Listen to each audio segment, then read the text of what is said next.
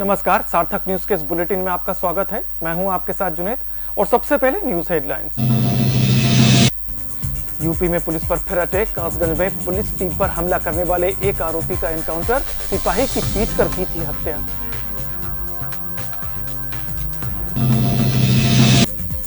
Video viral कर धमकी। छात्रा की शिकायत। मनचले धमका रहे कि वैलेंटाइन डे पर फूल नहीं लिया तो मार देंगे ब्लेड।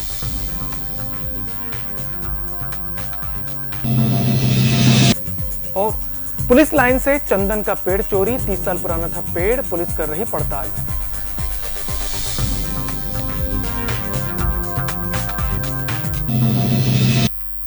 उत्तर प्रदेश के कासगंज में पुलिस टीम पर हमला करने वाले शराब माफियाओं पर एक्शन शुरू हो गया है। पुलिस ने एक आरोपी को एनकाउंटर में मार गिराया।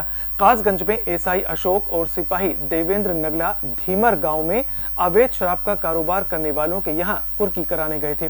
जब दोनों पहुंचे तो उन पर बदमाशों ने लाठी डंडों से हमला किया और देवेंद्र को पीट पीट कर मार डाला, जिसमें एसआई अशोक भी बुरी तरह घायल हो गए। नगला धीमर गांव अवैध शराब के कारोबार के लिए कुख्यात है। यहां अक्सर पुलिस कार्रवाई होती रहती है। भोपाल में लड़की को मनचलों द्वारा परेशान करने वाला एक वीडियो सामने आया है। वीडियो में लड़की खुद को छात्रा बताते हुए दो मनचलों पर उसे परेशान करने का आरोप लगा रही है। छात्रा का कहना है कि आरोपियों ने उसे धमकाते हुए कहा है कि अगर उसने वैलेंटाइन डे पर फूल नहीं लिया तो वो उसे ब्लेड मार देंगे। छात्रा का कहना है कि उसने इस मामले में पुलिस से शिकायत की है। हालांकि आर्य हिल्स थाना प्रभारी आर के झा का कहना है कि अब तक ऐसी शिकायत नहीं मिली है। अगर शिकायत मिलती है तो वो तत्काल आरोपियों के खिलाफ कार्रवाई करेंगे। कल मैं कोचिंग से आ रही थी तो कुछ लड़के मेरे साथ साथ चल के बोल रहे थे कि फूल ले लो नहीं तो ब्लेड मार देंगे। उनमें से मैं एक का मध्य प्रदेश के चिकित्सा शिक्षा मंत्री विश्वास सारंग का बयान सामने आया है। बयान में कहा गया है कि आबकारी नीति जुलाई तक पेंडिंग करने की तैयारी पर अभी फैसला होना बाकी है। इससे नगरीय निकाय चुनाव का कोई लेना देना नहीं है। बीजेपी का हर नेता नशे के खिलाफ है। उन्होंने कहा कि नशे के खिलाफ प्रदेश में जन जागरण चलाया जाएगा। समाज को नशे से दूर रखने का प्रयास लगातार किया जा रहा है। गांव को नशे से दूर रखने के लिए पहले से प्रयास किए जा रहे हैं। मतभेद नहीं है, चाहे शिवराज सिंह चौहान जी हो, चाहे उमा भारती हो, चाहे नरोत्तम मिश्रा हो, चाहे विश्वास सारंग हो या भारतीय जनता पार्टी का कोई भी कार्यकर्ता हो, हम सब नशे के खिलाफ हैं। नशा मुक्ति हम सबका संकल्प है और इसलिए सभी एक ही बात कर रहे हैं। कांग्रेस ने आकर कन्फ्यूजन क्रिएट करने की बात की। शिवराज सिंह चौहान जी तो नर्मदा सेवा यात्रा के समय से नशा मुक्ति की बात कर रहे हैं। हमने नर्मदा सेवा यात्रा में गांव-गांव में जाकर ये संकल्प कराया कि गांव को नशे से दूर रहना चाहिए, समाज को नशे से दूर रहना चाहिए। हमारा ये सामाजिक अभियान है। उमा जी ने भी सामाजिक अभियान चलाने की बात की, कहीं राजनीतिक बात नहीं थी। उमा जी ने भी कोई राजनीति नहीं की, नरोत्तम जी ने भी कोई राजनीति की बात नहीं की और हम सब एक मत से नशे के खिलाफ है और नशा मुक्ति हमें समाज में इसका जन जागरण करना है। इसके लिए हम कटिबद्ध हैं। विदिशा पुलिस लाइन भी चोरों से सुरक्षित नहीं है। पुलिस लाइन में आरआई के घर के सामने से चंदन का पेड़ चोरी हो गया। चोरों ने इस वारदात को अंजाम रात में दिया।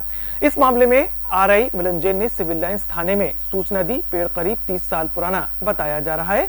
इस चंदन के पेड़ की कीमत का अंदाजा फिलहाल नहीं लग पाया है। पुलिस लाइन को सबसे सुरक्षित क्षेत्र माना जाता है, फिर भी यहाँ से चंदन का पेड़ चोरी हो गया। पुलिस मामले की जांच कर रही है।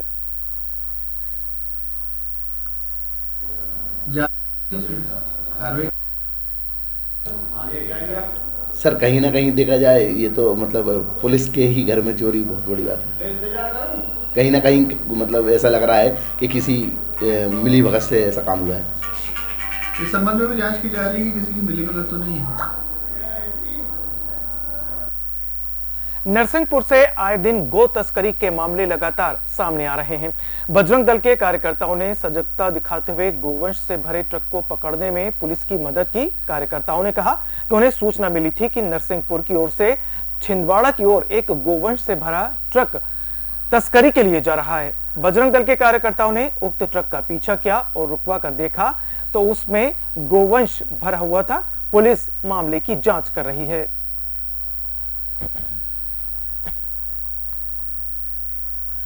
विदिशा में लगातार गांजा तस्करों के मामले आए दिन सामने आ रहे हैं। बात कोतवाली पुलिस थाने की है, जहां पर एक कंटेनर जब्त किया गया जिसमें करीब 2 क्विंटल गांजा भरा हुआ था।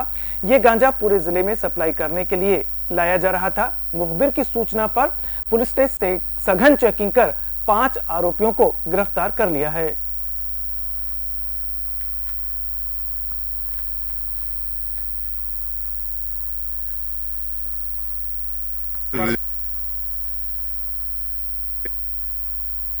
रात्रि में सूचना मिली कि एक कंटेनर जो कि दिल्ली की तरफ जाना था जिसको, और ये अपने यहाँ बड़ी मात्रा में अवैध मादक पदार्थ गांजा लेकर आ रहा है, जिसकी सूचना अपने को मिली और अपन ने पीलिया नाले के पास में जानकारी मिलने पर उस पर रेड किया गया। तो 5 लोगों से 2 क्विंटल 10 किलो गांजा जब्त किया गया।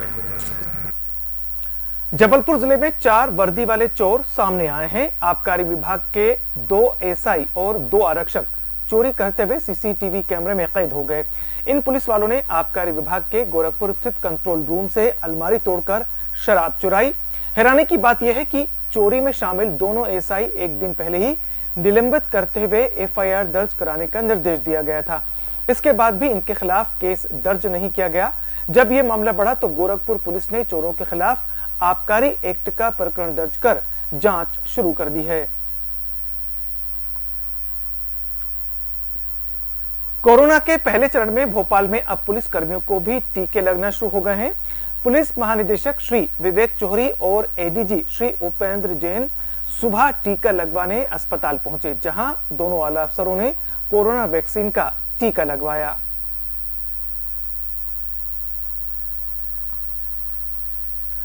पश्चिम बंगाल के दौरे से लौटने के बाद मध्य प्रदेश के गृह मंत्री डॉक्टर नरोत्तम मिश्रा का बयान सामने आया है। उन्होंने कहा कि बंगाल में परिवर्तन की बयार चल रही है, होने वाले चुनाव आंधी में तब्दील होगा। उन्होंने यह भी कहा कि मतदान के बाद मतगणना में सुनामी होगी। बंगाल में परिवर्तन की बयार चल रही है। जैसे जैसे चुनाव आएगा ये बयार आंधी में तब्दील हो जाएगी और मतदान के वक्त तूफान होगा और मतगणना के वक्त सुनामी। मैंने कमोबेश ऐसे ही यूपी के बारे में बोला था, तब जैसे आज आप मुस्कुराए हो तब भी आप मुस्कुराए थे। परिणाम आने पर सिर्फ मैं मुस्कुराया था। भोपाल जिले के चोपड़ा कला पेट्रोल पंप के पास ट्रक और बस की आमने सामने टक्कर हो गई। मौके पर मौजूद लोगों ने पुलिस को घटना की सूचना दी। सूचना पर पहुंची पुलिस ने घायलों को 100 डायल की मदद से इलाज के लिए भोपाल रेफर कर दिया।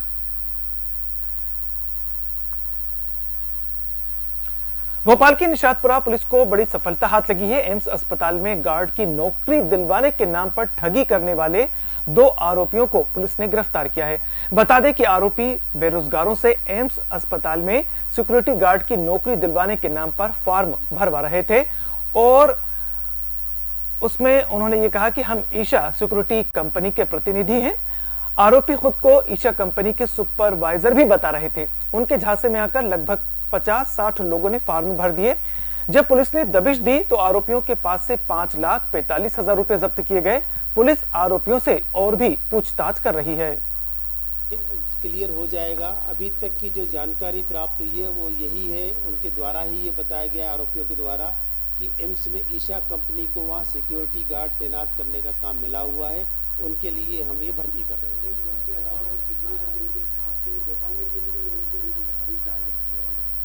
अभी ये सब चीज़ों की जानकारी निकाली जा रही है और ये सब विवेचना में क्लियर किया जाएगा। अभी 2 ही व्यक्ति सामने थे, उनको हमने अरेस्ट कर लिया, उनका पुलिस रिमांड ले रहे हैं। बाकी जिन जिन के नाम आएंगे उनके भी गिरफ्तारी करके कार्रवाई की जाएगी।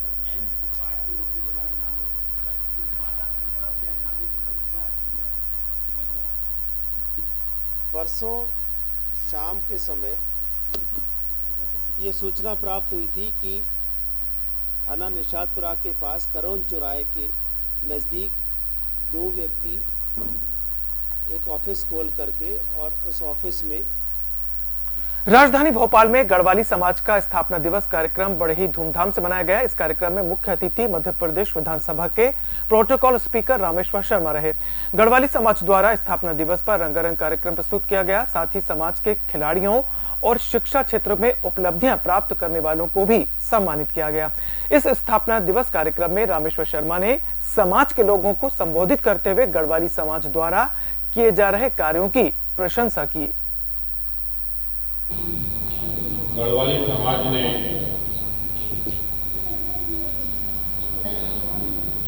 कुमाऊं और गढ़वाल क्षेत्र का जो स्थापना वर्ष के रूप में वो मना रहे हैं, मैं उनके अध्यक्ष विजय सिंह नेगी जी को हृदय से बधाई देता हूं। आदरणीय बहन कमला कावत जो शासकीय सेवा में है और सामाजिक संस्कृति के लिए आपका एक नेतृत्व कर रही हैं, आप अपने बहन के लिए भी ताली बजाइए। हमारे युवा नेता नीलेंद्र मारन जी, धर्मेंद्र जी, उपस्थित समाज के वरिष्ठ जन, देवी स्वरूपाएं, माताएं, बहनों, गढ़वाली समाज की अपनी एक संस्कृति है। ऐसे तो गढ़वाली समाज हिंदुस्तान की पहचान है। मध्य प्रदेश सरकार के चिकित्सा शिक्षा मंत्री विश्वास सारंग ने कहा है कि हमारी सरकार प्रदेश में भ्रष्टाचार मुक्त और पारदर्शी सरकार है। हमारी सरकार में यदि कोई गड़बड़ियां होती हैं या कोई भ्रष्टाचार करता है तो हमारी सरकार उसे उजागर करती है और इन गड़बड़ियों की एजेंसी द्वारा जांच की जाती है और इन जांच एजेंसियों को पूरी तरह से स्वतंत्रता दी जाती है। देखिए, हमारी सरकार तो भ्रष्टाचार मुक्त प्रशासन स्थापित करना चाहती है और पारदर्शी व्यवस्थाओं की हमने व्यवस्था की हुई है। जो भी यदि कहीं गड़बड़ियां हुई हैं तो हमारी सरकार हर समय उसको उजागर करती है और न्याय संगत जहां जहां जो कार्रवाई किसी भी जांच एजेंसी को करनी है उसमें हमारी सरकार सहयोग करती है। जो भी जांच एजेंसी को उचित लगता है वो कार्रवाई कर रहे हैं। सर, स्वास्थ्य को आत्मनिर्भर बनाने के लिए अशोकनगर जिले के चंदेरी में राज्य मंत्री ब्रजेंद्र सिंह यादव की वादा खिलाफी से नाराज होकर किसान एक बार फिर अनशन पर बैठ गए हैं। ब्रजेंद्र सिंह ने किसानों से यह वादा किया था कि 7 दिन के अंदर जिले के कलेक्टर और अधिकारियों के साथ किसानों की बड़े स्तर पर मीटिंग कराएंगे, लेकिन 11 दिन बीत जाने के बाद भी यह मीटिंग अभी तक नहीं हो सकी, जिससे खफा होकर चारों गांव कुंवरपुर, मुरादपुर, खानपुर, चक खानपुर के किसान एक बार फिर आंदोलनरत हैं। गौरतलब है कि मंत्री जी ने कहा था कि सिंचाई के लिए जो खुली नहर है उसको बंद कर नई अंडरग्राउंड नहर बनवाएंगे, मगर लापरवाही के चलते ये अभी तक संभव नहीं हो सका, जिससे किसानों में आक्रोश है। टीटी नगर पुलिस की अभिरक्षा में हथकड़ी लगे होने के दौरान हिस्ट्री शीटर बदमाश ने खुद के गले में चाकू मार लिया। पुलिस बदमाश को चोरी का माल बरामद कराने के लिए ले गई थी, तभी लौटते समय जवाहर चौक हनुमान मंदिर के पास फुल्की खाने के बहाने बदमाश ने फुल्की वाले का चाकू उठाकर खुद की गर्दन पर मार लिया। चाकू मारने के बाद बदमाश जमीन पर सिर पटकने लगा। बाद में इस बदमाश को अस्पताल में भर्ती कराया गया। पंचशील नगर के रहने वाले बदमाश सूरज यादव को चोरी के मामले में पुलिस ने गिरफ्तार किया था।